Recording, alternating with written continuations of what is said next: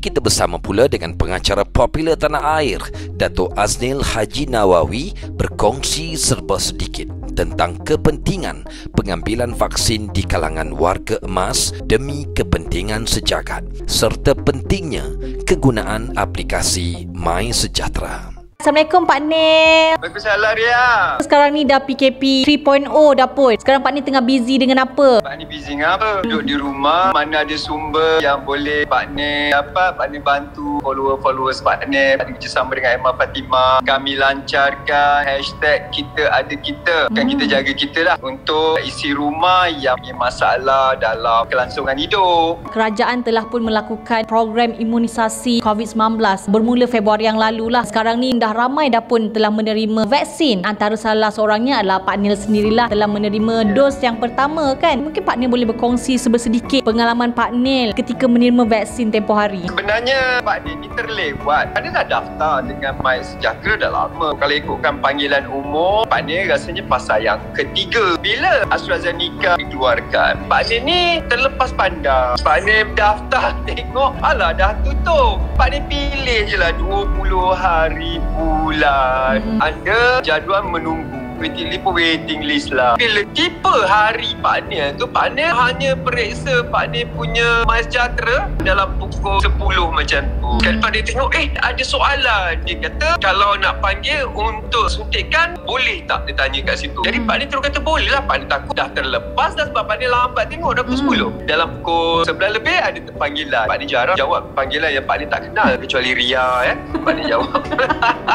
Bila Pak Nil jawab, dia kata, boleh tak datang dalam pukul 2.30. Kata, boleh sajalah. Sampai kat sana memang orang ramai sangat Ria. Pak Nil tabik lah kepada kawan-kawan yang menjaga. Dia sangat lancar. Bayangkan Ria, tempat kita buat anugerah juara lagu tu dah ditukar Ria. Pak Nil masuk dalam, Pak Nil tengok lampu. Mana kerusi-kerusi yang diorang dah sorok ni? Dah tak ada dah. Bila duduk dekat situ, ada pula kawan dengan mungkin juga doktor yang akan bagi penerangan. Dia akan tanya kita punya alergi ke, ada masalah kesihatan apa ke. Dekat situlah kita bagi tahu. Bila dah selesai, dia tu tak panas lagi tempat duduk kita tu. Kita dah berubah dah kerusi. Dah sampai ke tempat cucuk tu, doktor dia ataupun pegawai cucuk Pak Nil panggil, layan semua sama. Pak Nil rasa pegawai cucuk tu pun tak kenal Pak Nil masa dia nak cucuk Pak Nil tu. Banyak berita-berita yang keluar, antaranya kalau kita lihat kan, ada di negeri-negeri seperti di Kelantan, hampir 10,000 orang gagal untuk menghadiri temu janji vaksin. Lepas tu dekat Negeri Sembilan tak silapnya sampai 6,200 orang yang tidak hadir temu janji. Golongan-golongan ini adalah orang yang berusia. Dapat je WhatsApp yang macam Mak Teh lah, Pak Teh tu kan. Satu, kalau kita lihat kenapa mereka tak hadirkan diri, satu mungkin masalah gerakan.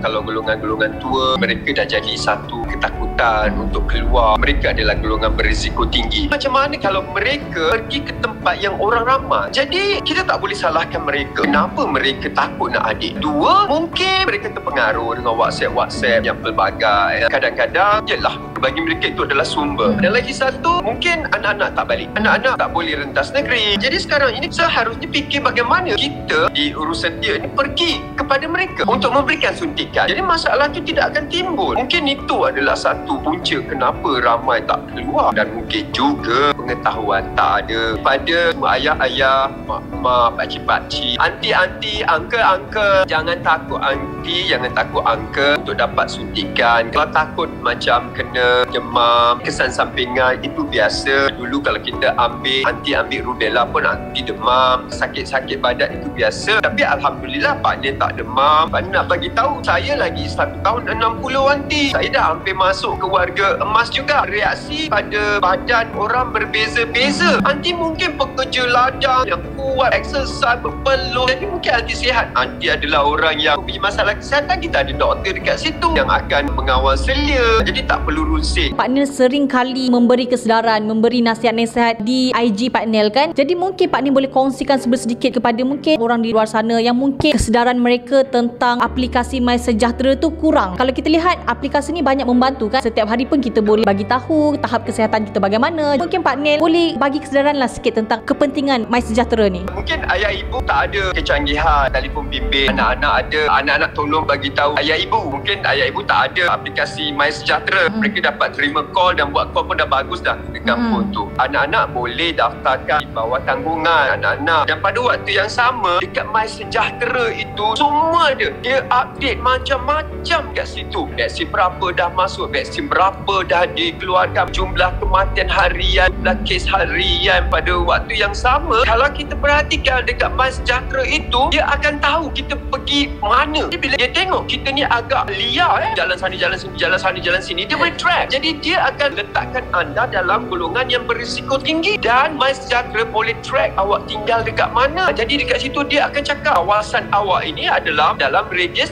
zon bahaya, zon merah. Sekarang ini MySejahtera dah diupdatekan lagi dengan wanita yang mengandung, wanita yang menyusu. Dia tahu dekat situ. Bila dia tahu, senang untuk dia track dan untuk dia bagi atau tidak suntikan. Kita ni dah ada herd community ke? Pak dia nak bagi tahu, Pak dia bagi cari sekarang ini. Ini adalah komuniti kita. Kalau kata seorang ni ambil, seorang ni ambil, seorang ni ambil vaksin, seorang ni ambil vaksin, yang satu ni degil tak nak ambil atau memang tak boleh ambil. Nampak tak kita boleh lindung? Itu sebabnya yang empat ni kena keluar, kena daftar supaya yang tua, yang sakit, kanak-kanak, yang anti vaksin, yang tak nak ambil ni kita boleh lindung. Inilah dia 80% yang kita nak. Pak ni dah jadi pegawai kerajaan dah bagi tahu. Terakhir, apa yang Pak Nil ingin katakan kepada masyarakat di luar sana lah? Saya pastikan sekarang ni ramai dah ada kesedaran tentang bahayanya COVID-19 ataupun kesedaran tentang vaksin ini sendiri. Jadi mungkin Pak Nil bolehlah orang kata kongsikan sedikit kepada segelintir ni yang mungkin agak berdegil sedikitlah kesedaran tentang vaksin tu kurang. Dah lah kurang berjalan lagi dekat luar tu, tak ikut SOP dan sebagainya. Kita jadi mata-mata, kita tegur sendiri. Yelah kadang-kadang dah ada gelang colour pink tapi berjalan-jalan juga. Kita tegur atau kita buat laporan polis. Kita jadi mata-mata. Sebab kan kita ada kita je. Dan lagi satu, kita nak cepat. Kita nak keluarkan diri kita, bebaskan diri kita daripada tekanan COVID ini. Tengoklah dekat mana ke dah ada konsert. Walaupun pakai mask, mereka dah boleh pergi konsert sebab rata-rata dah dapat vaksin. Dulu kita bising, kata apalah negara kita lambatlah dapat. Negara maju dah dapat dah. Amerika dah dapat dah. Paris dah dapat dah. Singapura dah dapat dah. Indonesia dah dapat dah. Kita negara kita lambat dah. Ambil hemah dia, be positif. Sekarang ni kita dah nampak dah. Dekat Paris, dekat UK, mereka dah keluar tanpa mask. Jadi kita dah nampak dah. Ini contoh. Kalau mereka gagal, jadi kita boleh bertindak. Nak pergi surau kan, nak pergi masjid kan, kita dah lama tak solat kan, berjemaah kan, kita nak tengok anak kita pergi sekolah kan, kita nak buat kenduri kendara anak kahwin kan. Dah berapa ramai dah kita tengok dalam satu kawasan jenazah diusung. Kita tak mau dah. Kita dah cukup dah. Kita nak tengok supaya kita bebaskan diri kita daripada COVID yang melampau. Sekarang ini dah ada varian baru. Kita ikut sajalah. Pada mereka golongan yang tak mahu tu, keep it to yourself. Kalau you tak mahu, jangan keluarkan dakwah yang bukan-bukan. Jangan keluarkan rumus yang bukan-bukan. Sekarang dah ada undang-undang di mana anda boleh disaman dan mungkin anda boleh dipenjarakan atas alasan membuat berita palsu mengenai suntikan. Terima kasih Pak Nil atas perkongsian pada hari ini yang sangat membantu penonton-penonton di luar sana. Terima kasih. Terima kasih Rian. Pak Nil nak ucap ribuan terima kasih kepada pegawai-pegawai bertugas, syabas kepada semua frontliners. Siapa frontliners? Sikit aja lagi.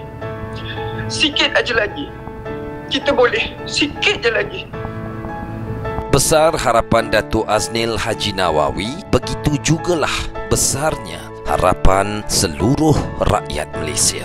Bersama kita berganding bahu dalam menempuhi keadaan sukar ini. Sampai di sini melodi khas COVID-19.